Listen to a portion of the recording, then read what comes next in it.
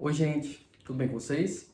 Meu nome é Francisco de Assis Júnior, sou cirurgião dentista e o tema do meu vídeo hoje é: quem faz hemodiálise pode fazer procedimentos odontológicos, como por exemplo extrações dentárias, pequenas cirurgias na boca, é liberado para o paciente que faz hemodiálise?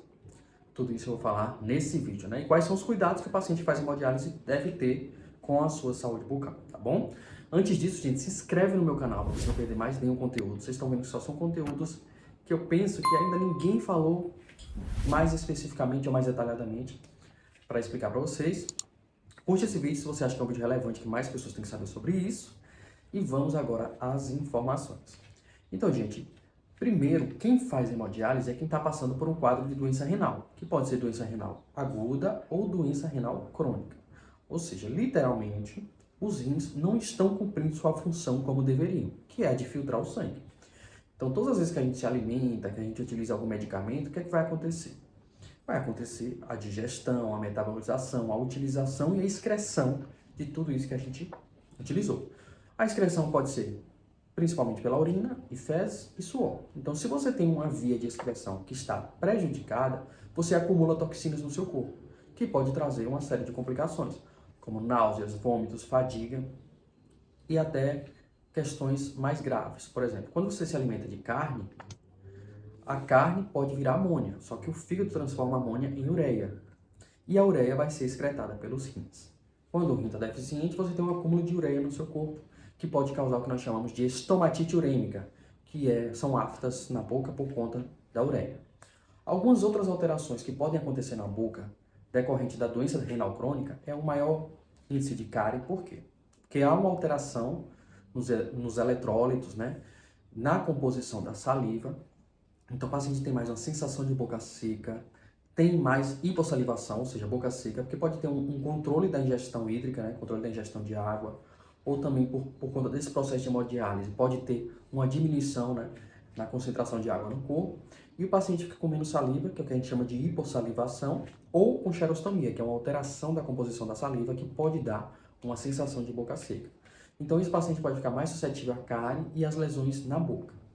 Por conta também da eliminação de alguns minerais como cálcio, fósforo, pode ter alterações nos ossos, né, maxilares, e também relacionado aos dentes. Os dentes podem ficar, digamos, mais frágeis por conta da diminuição do suporte, né, da oferta de minerais.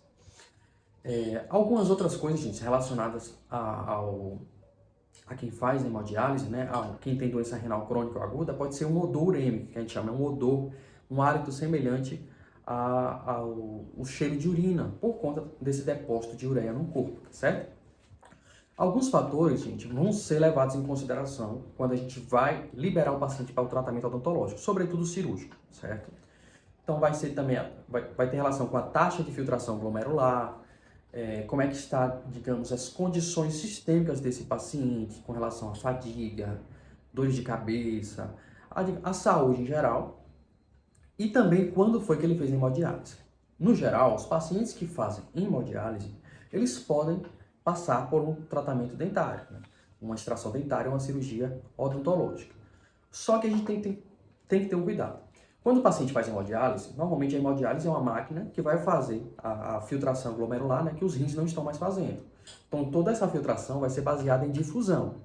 Então, digamos, a migração dessas moléculas, dessas substâncias para outra área que vai estar na máquina, que vai ser excretada. E isso vai ser uma hemodiálise, é a filtração do sangue, tá certo? Hemo vem de sangue. Para fazer essa hemodiálise, muitas vezes o paciente faz uma fístula arteriovenosa, a gente chama FAV, né? Ou seja, uma artéria e uma veia são ligadas, né? Elas têm que ter um maior calibre, porque ali vai passar uma grande quantidade de volume de sangue. Então, normalmente pode fazer na região de braço, antebraço, pode ser também na perna e até pescoço. Quando faz essa fístula arteriovenosa, uma agulha de punção vai ser inserida nessa fístula, onde o sangue vai passar e vai ser filtrado pela máquina. Normalmente, esses pacientes fazem isso 3 vezes por semana. Para fazer essa hemodiálise, os pacientes tomam um anticoagulante. O principal é a heparina. A heparina, gente, impede essa coagulação sanguínea. Porque imagina, tem a fístula arteriovenosa que está passando o sangue do corpo com uma certa velocidade, né? Isso pode gerar trombos, pode fazer com que o sangue coagule ou até também coagule dentro da máquina. Então, o que é que o médico faz? O médico administra um medicamento anticoagulante, principalmente a heparina. Existem alguns tipos de heparina, né? Tem a heparina comum, que tem um tempo de meia-vida em torno de 4 horas. O que é que significa meia-vida? É o tempo que aquele medicamento pode ficar agindo no seu corpo. Então, se você, agora, digamos que é meio-dia, se você fez hemodiálise agora, até 4 horas da tarde, você tem um risco maior de sangramento, porque essa heparina tem esse tempo de meia-vida de mais ou menos 4 a 6 horas, tá certo? Então, nesse período, se você fez uma hemodiálise, né, hoje, não é indicado que você faça um procedimento cirúrgico odontológico hoje, pelo risco elevado do sangramento. Então, de 4 a 6 horas, essa heparina ainda vai estar em ação, e se você fizer esse procedimento odontológico, você pode sangrar mais. E isso pode ser ruim, tá certo? Principalmente em você que já está passando por um processo de hemodiálise, não é bom estar sangrando tanto, tá bom? Tem outro tipo de heparina, que é a heparina de baixo peso molecular. Essa heparina tem um tempo de meia-vida de mais de 10 a 12 horas. Então, por exemplo, se o procedimento foi feito hoje, esse paciente tem um risco maior de sangramento até meia-noite, se ele fez meio-dia. Então, o ideal é adiar esse tratamento odontológico cirúrgico para o dia seguinte, tá certo? Porque vai fazer o procedimento cirúrgico. Normalmente, quando faz uma extração dentária, o dente pode ficar sangrando por até 24 horas, então vai dar tempo a uma cicatrização mais detalhada para que o paciente chegue a uma nova sessão de hemodiálise, tá certo? Sem esse risco de sangramento. Então, o que é que eu digo para vocês? Quem faz hemodiálise pode fazer procedimento cirúrgico odontológico. Obviamente, o dentista vai analisar quais medicamentos o paciente está tomando, se existe um risco maior de infecção e se é necessário ajustar a dose de alguns medicamentos. Porque, por exemplo, a amoxicilina 500 mg, que normalmente são os antibióticos que a gente mais prescreve para a cavidade oral. Essa dose da amoxicilina tem que ser renovada, né, ou ajustada após uma sessão de hemodiálise. Então, o dentista vai lhe orientar com relação a isso. Porque muitas vezes na sessão de hemodiálise, esse medicamento vai ser excretado, vai ser perdido, vai ser removido do sangue. Então, para que não haja uma chance de infecção, o dentista renova a dose da amoxicilina ou orienta o paciente a tomar mais uma dose após a sessão de hemodiálise. Outras questões, gente, é, por exemplo, taxa de filtração glomerular. Quando o paciente está com a taxa de filtração glomerular muito baixa, muitas vezes as doses do antibiótico têm que ser mais espaçadas. Por quê? Porque se esse paciente não está excretando muito esse medicamento, ele pode ficar com a dose tóxica do medicamento na corrente sanguínea mais fácil. Então, em vez de você prescrever uma amoxicilina 500 mg de 8 em 8 horas, você vai prescrever uma amoxicilina 500 mg a cada 24 horas. Porque esse paciente vai estar tomando medicamento, mas ele não está sendo excretado. Sendo assim, vai ficar na dose terapêutica dentro da corrente sanguínea por mais tempo. E se você der antibiótico demais, você pode chegar na dose tóxica que prejudica esse paciente, em vez de estar causando bem, tá certo? Então, gente, os cuidados com a saúde bucal são melhorar a higienização, né?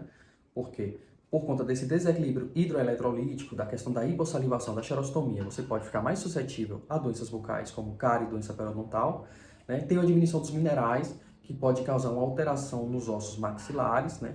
E também, gente, pode ter mais aftas por conta da uremia, né? O aumento da urina na corrente sanguínea, pode ter um odor mais semelhante à urina por conta desse depósito de ureia. Tudo isso pode ser controlado e orientado pelo cirurgião dentista, tá certo? E com relação ao risco de infecção, alguns medicamentos podem ser empregados, alguns tratamentos podem ser feitos, preferencialmente em dias opostos à hemodiálise. Então, se fez a hemodiálise hoje, faz o procedimento amanhã, para reduzir esse risco de sangramento, ajustar a dose de alguns medicamentos, evitar outros medicamentos, como por exemplo anti-inflamatórios não esteroidais, e vida que segue, gente. Até com que esse paciente possa não fazer mais hemodiálise e seguir uma rotina sem essas necessidades, digamos, especiais ajustadas, ou até tem pacientes que têm indicação de transplante, fazer o transplante e também normalizar todas essas questões, tá certo?